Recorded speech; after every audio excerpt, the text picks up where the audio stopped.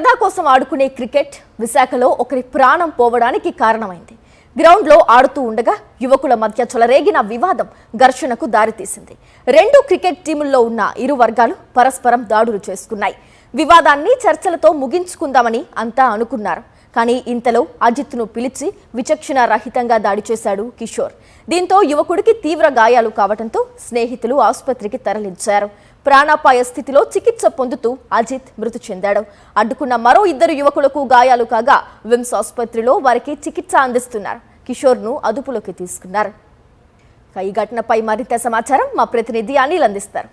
అరిలవ PS పరిధిలో cricket ఆడుతున్నటువంటి క్రమంలో జరిగినటువంటి ఘర్షణ కారణంగా అజిత్ అనే యువకుడి హత్యకు ఆ ఘర్షణ దారితీసింది. కిషోర్ అనేటువంటి వ్యక్తి అజిత్పై దాడి చేసి ఆయన్ను హత్య చేసినటువంటి పరిస్థితి. దీనిపై ముమ్మరమైనటువంటి పోలీసుల దర్యాప్తు కూడా కొనసాగుతుంది. ప్రస్తుతం అరిలో సిఐ మల్లేశ్వరం మనకు అందుబాటులో ఉన్నారు, మాట్లాడదాం.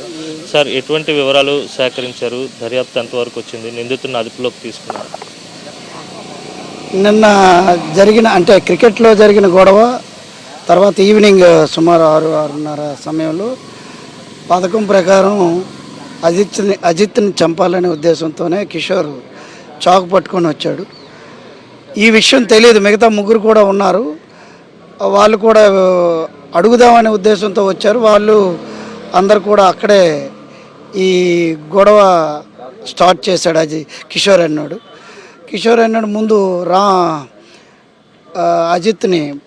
అజిత్ కంటే ముందు చిరంజీవిని అటాక్ చేశాడు. చిరంజీవికి చిన్న ఇంజరీ అయ్యింది లెఫ్ట్ హ్యాండ్ మీద.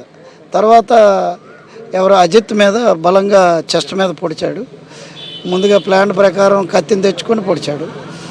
ఆయన అక్కడ నిన్న అపోలో హాస్పిటల్కి షిఫ్ట్ చేసిన తర్వాత చనిపోవడం జరిగింది. అలాగే ఈ విడిపించే క్రమంలో నాగు అనే అబ్బాయికి కూడా ఇంజరీస్ అయ్యాయి, భుజం మీద ప్లస్ లెఫ్ట్ హ్యాండ్ మీద కూడా ఇంజరీస్ అయ్యాయి. దీని మీద నిన్న కేసు రిజిస్టర్ చేయడం జరిగింది. దర్యాప్తు చేస్తున్నాం. నిందితుడిని కూడా అరెస్ట్ చేస్తాం.